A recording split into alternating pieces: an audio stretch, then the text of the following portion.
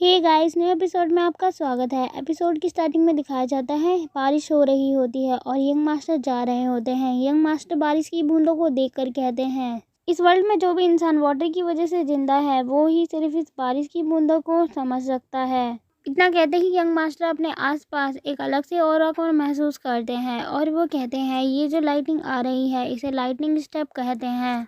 और वो लाइटनिंग को एब्जॉर्ब करने की कोशिश करने लग जाते हैं, लेकिन वो उसे एब्जॉर्ब करने में नाकामयाब होते हैं। और वो कहते हैं, ये लाइटनिंग तो बहुत ज़्यादा तेज़ है जिसकी वजह से मैं इसे अपनी बॉडी में इस स्ट्रेंथ के साथ अभी एब्जॉर्ब नहीं कर सकता, लेकिन फ्यूचर में मैं ज़रूर इसे अपनी बॉडी के अंदर एब्जॉर्ब करने की कोशिश करूँगा। अभी मेरे लिए बेहतर यही होगा कि मैं इसे अवॉइड करूँ। इसके बाद नेक्स्ट मॉर्निंग का सीन दिखाया जाता है। एक गुफा के बाहर यंग मास्टर के साथ बाकी लोग खड़े हुए होते हैं।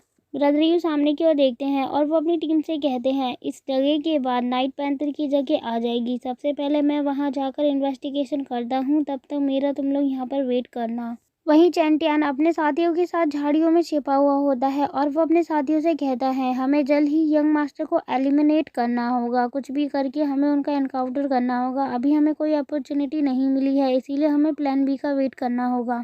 और वो अपने बेटे से कहता है, तुम यहीं रुककर अपने साथियों के साथ मेरा वेट करना, मैं जल्द ही वापस आऊँगा, लेकिन शायद मुझे आने में देरी भी हो सकती है। लेकिन तुम लोग फिर भी कोई भी बेकार का कदम मत उठाना मेरे यहाँ आए बिना। उसका बेटा उसकी बात मान लेता है और चैंटियन वहाँ से जाने लग जाता है। जाते हुए चैंटियन अपने हाथों में एक पिल देखता है और उस पिल को देखते हुए कहता है, मैं यंग मास्टर को तब तक नहीं मार सकता जब तक उसके आसपास ब्रदर यू रहेगा। पता नहीं मुझे अच्छा मौका कब मिले, और इसीलिए अब मेरे पास सिर्फ एक ही रास्ता है। और दिखाया जाता है वो एक गुफा के पास आकर उतर जाता है और वो उसी पिल को दोबारा से निकाल लेता है और वो कहता है, ये स्प्लिट बीस्ट सेक्ट का एक पिल है। अगर मैं इसका यूज़ करूँगा किसी भी डिमनिक बीस्ट के ऊपर तो मेरा कंट्रोल उस बीस्ट के ऊपर पूरी तरीके से हो जाएगा और मैं पूरी तरीके से उस बीस्ट को अपनी पावर से कंट्रोल कर सकता हूँ। इतना कहते ही वो अपने ब्लड को थोड़ा सा उस पिल के ऊपर गिराता है, जिसकी वजह से वो पिल एक्टिवेट हो जाता है और चैंटियन उस पिल को गुफा की ओर भेज देता है। वो गुफा की ओर तेजी से पिल जाने लग जाती है। जैसे ही वो पिल गुफा के अंदर चली जाती है, वहां से एक बीस्ट बाहर की ओर आता है। वो बीस्ट चैंटियन के आगे आ जाता है और आकर तेजी से चिल्ला रहा होता है। उस बीस्ट को देखते हुए चैंटियन कहता है, फाइनली मैं सफल हो गया। इतना बोलते ही वो स्पेल कास्ट करता है और अपनी पावर का यूज़ उस बीस्ट के ऊपर करने लग जाता है। उस बीस्ट को कंट्रोल करते हुए वो कहता है, मैं अब इस बीस्ट को पूरी तरीके से कंट्रोल कर सकता हूँ, लेकिन मैं ये ज़्यादा समय तक नहीं कर सकता उस पिल की वजह से। लेकिन मेरे लिए इतना ही काफ़ी है, क्योंकि जितना मैं इसका यूज़ करूँगा उतनी देर में तो ये यंग मास्टर को ख़त्म कर देगा।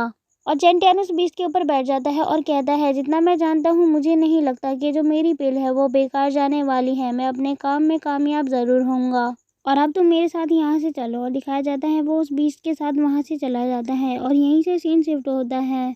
लुओ शुआन उस गुफा की ओर देखकर कहता है, इतनी देर हो चुकी है, अब तक हमारे लीडर वापस नहीं आए, कहीं उनके साथ कुछ हो तो नहीं गया। यंग मास्टर कहते हैं, ब्रदर यू आ चुके हैं। ब्रदर यू गुफा से बाहर निकल रहे होते हैं और उन्हें वहां से आता हुआ देखकर लुओ शुआन कहते हैं, अंदर की स्थिति कैसी है। ब्रदर यू कहते हैं, नाइट पैंथर अभी अंदर ही है और वो अभी तक सो रहा है। अभी हमारे पास अच्छा मौका है, हमें अपने प्लान के ऊपर काम करना चाहिए।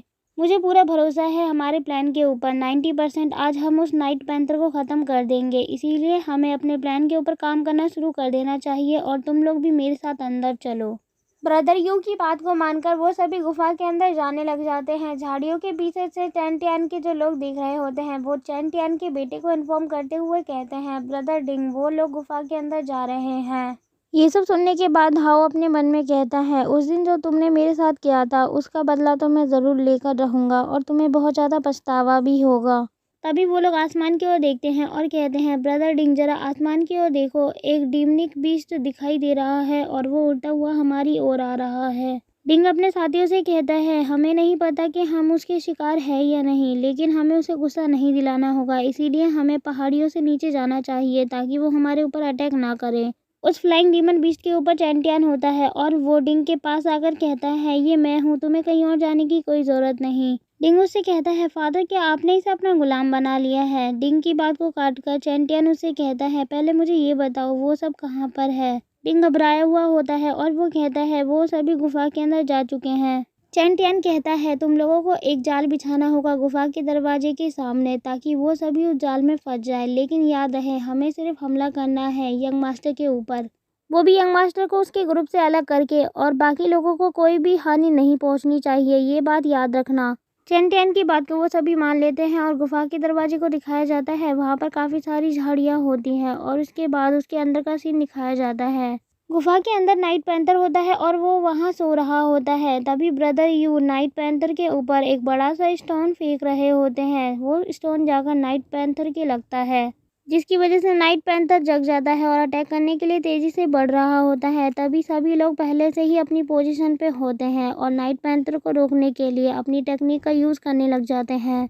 वो लोग अपनी टाइडल टेक्निक का यूज़ कर रहे होते हैं उस नाइट पैंथर को रोकने के लिए, जिसकी वजह से नाइट पैंथर के आसपास एक ब्लॉक बना देते हैं और नाइट पैंथर उसके अंदर होता है। वहीं दूसरी ओर से नाइट पैंथर के ऊपर रूट का यूज़ किया जाता है, जिसकी वजह से उसे पकड़ लिया जाता है। लेकिन तभी नाइट पैंथर के ऊपर एक बंदा अपनी शॉट से हमला करता है और वो रूट भी कट जाती है, जिसकी वजह से नाइट पैंथर ऊपर की ओर उछल जाता है। तभी ब्रदर यू अपनी शॉट को सामने की ओर लेकर आता है और नाइट पैंथर के ऊपर अटैक करते हुए कहता है, अब मेरी बारी है।